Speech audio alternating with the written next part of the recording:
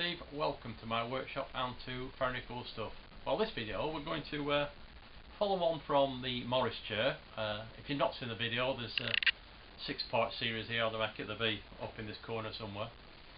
We're going to make a stool to accompany that chair, and just to make this one interesting, I'm going to just use some basic hand tools only to make it, because I mean, I've got a very well equipped workshop here, and everybody knows that if you've got the tools, anybody can do it. So I'm just going to do it with basic tools to show that if you've got some basic tools, you can make some decent furniture.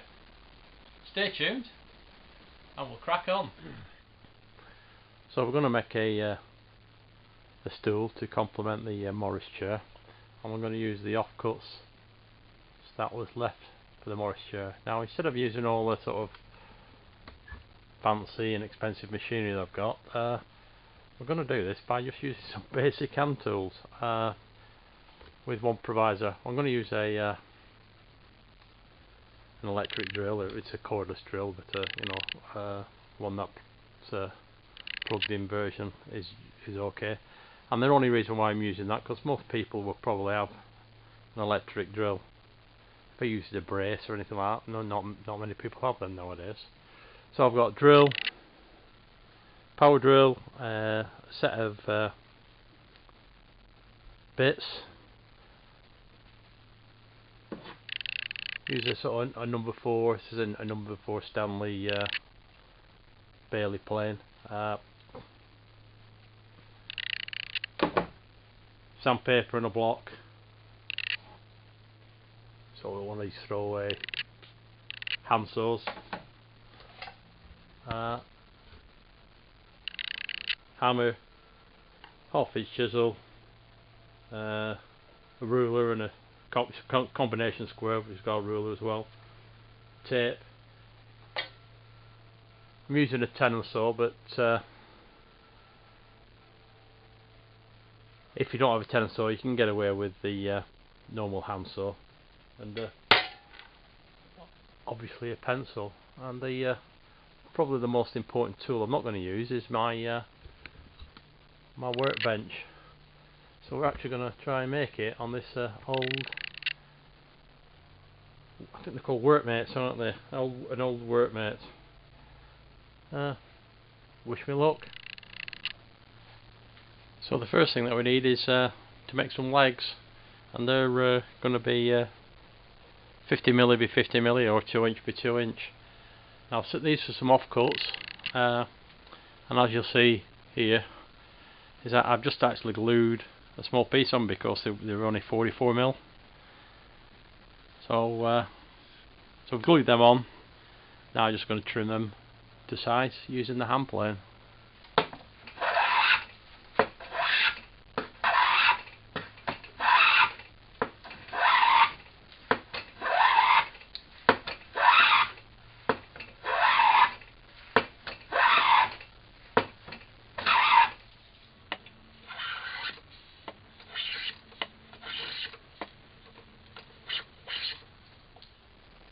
Not sure about the grain on that one.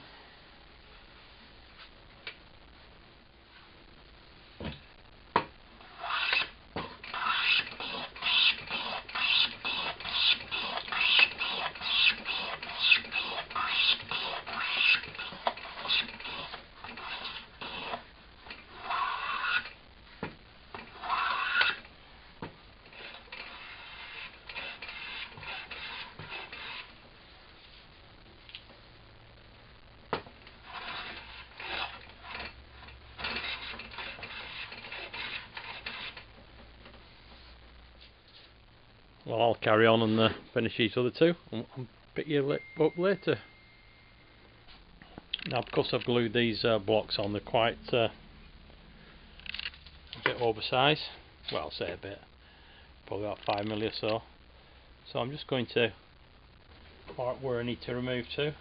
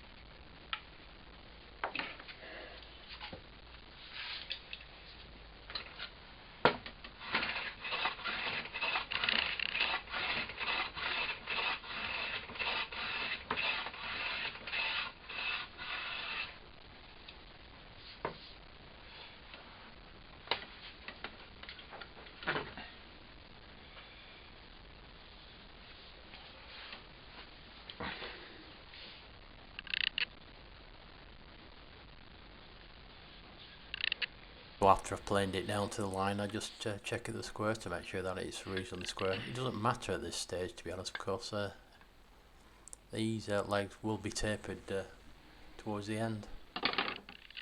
Anyway, so I mark the face edge and the face and the edge, and that means get on to the next one. So like the previous one, first thing, just mark out where I'm going to plane it to, and start wielding the plane iron.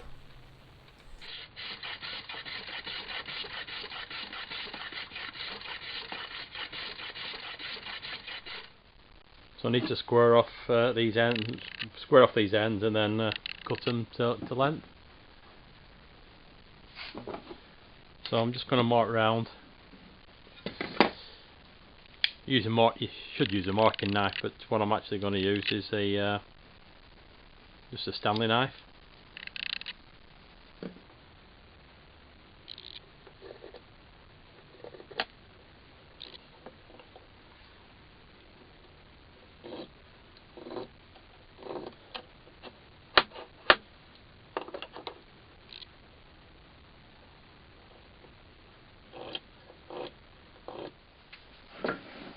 I'm just going to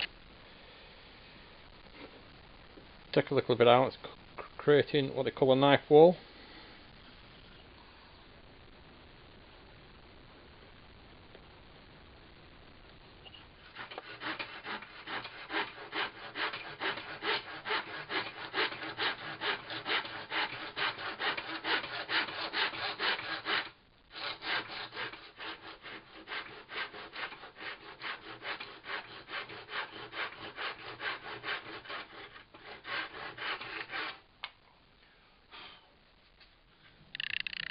Not my best sewing. Anyway, we'll address that with a plane.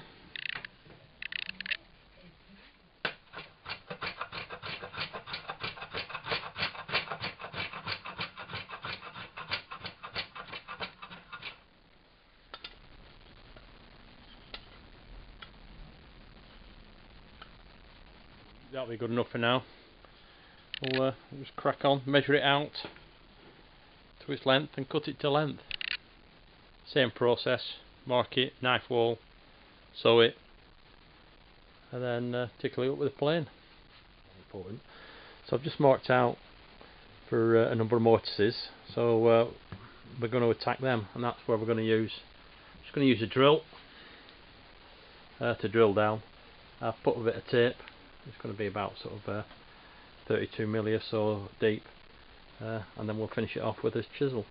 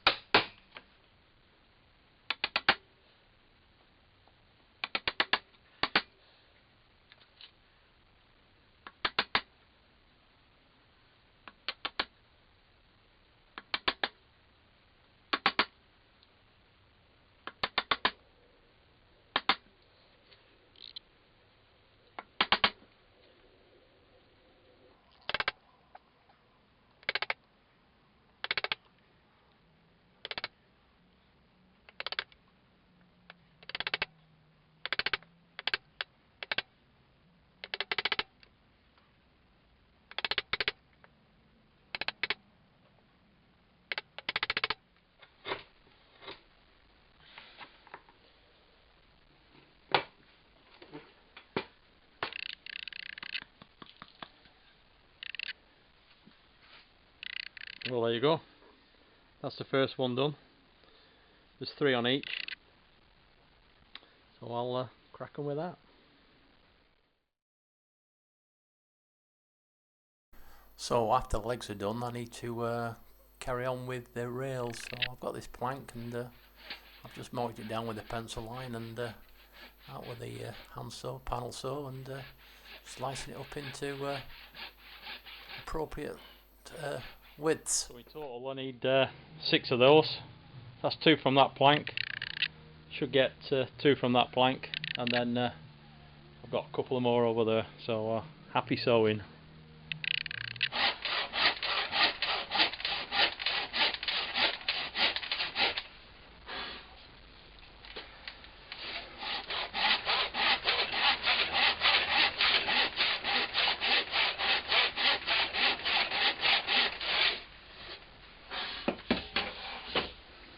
So they're all cut.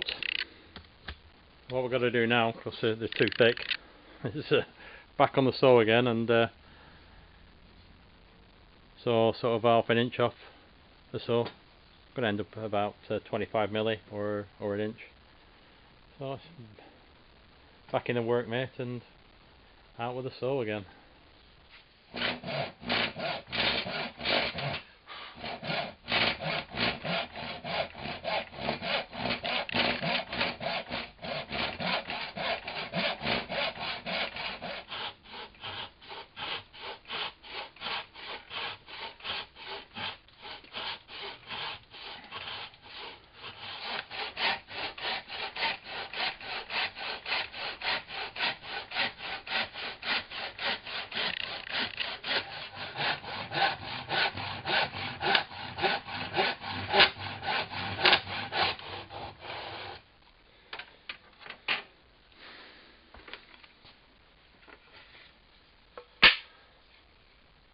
Well, that's some sewn.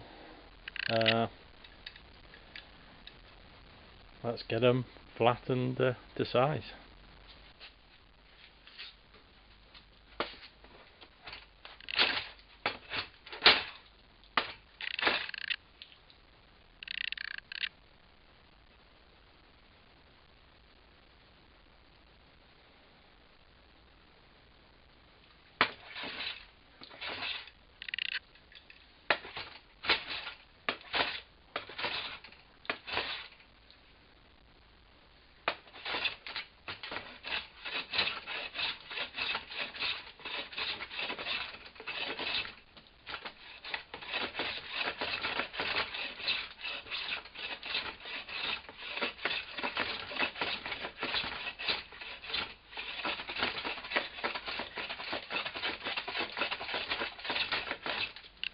What I'm going to do, I'm just going to set my marking gauge to the finished thickness and just run a line across there so I know what I'm following. So I've just had a specialist tool here, but you can buy these for not so much money, to be honest.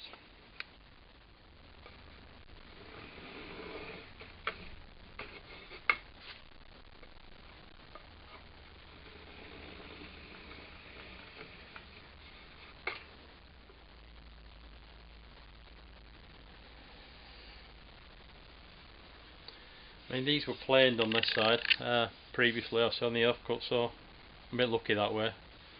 Otherwise I'd have to go at it both ways.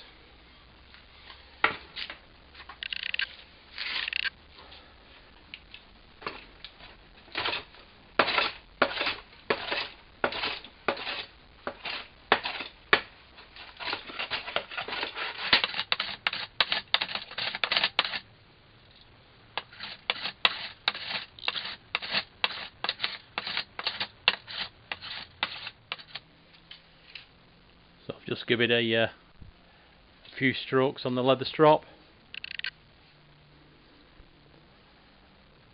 It's just MDF, some leather, and some I think it's chromium oxide lacquer block.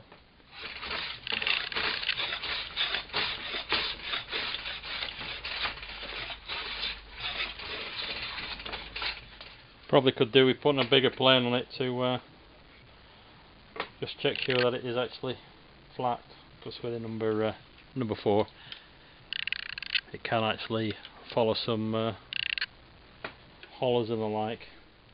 So it's just a Stanley 5.5, quite longer. Give me a better chance to get it flat, to be honest.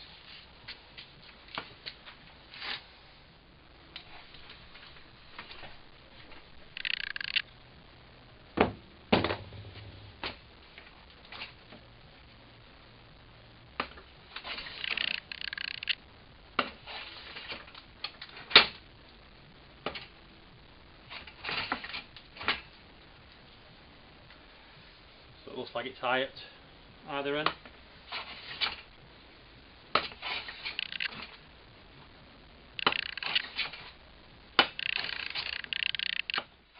As you've probably been able to see by now, is that these Black & Decker workmates are reasonably decent for work holding purposes, but they've no heft to them, they've no weight to them, so in doing sort of planing work like this, you've got to put your weight actually on the step to stop it bouncing around, and even that is pretty difficult. That's why really you need a proper workbench that's got some weight to it, in my opinion.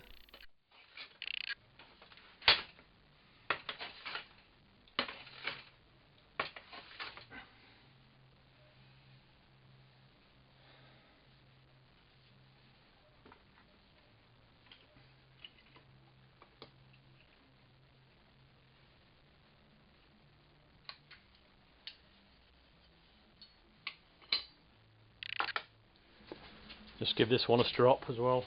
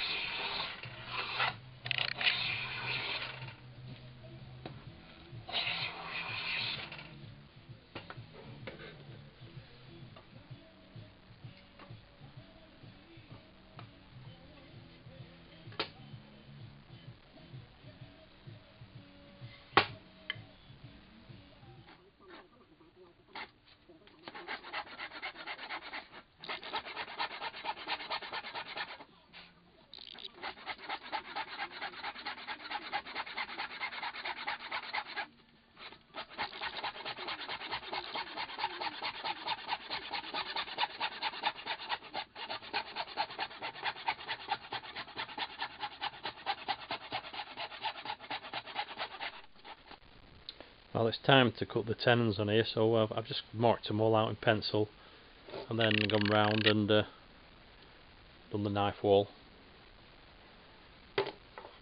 with the square, and so it's back on the saw again. So this time, this is what this baby's made for, a tenon saw. So we'll just go and cut the cheeks and everything.